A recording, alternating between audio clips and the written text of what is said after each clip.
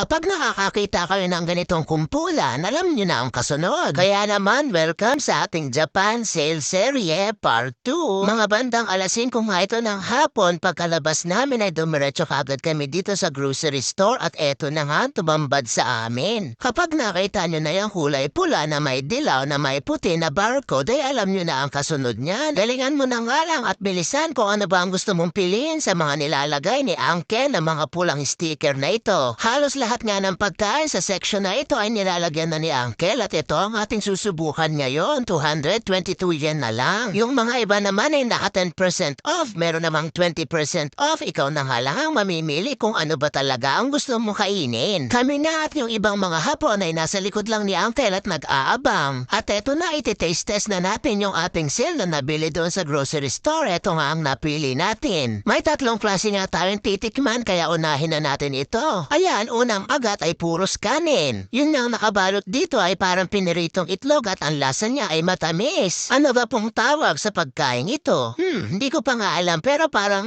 hindi ko masyadong gusto ito. Subukan naman natin itong itlog na ito, napakaganda ng texture. Sinunod ko na nga agad kagapin itong kanin na may palaman na cucumber dahil yung itlog na ay ginawa kong ulam. I bet ko nga itong kanin na may cucumber pati yung itlog.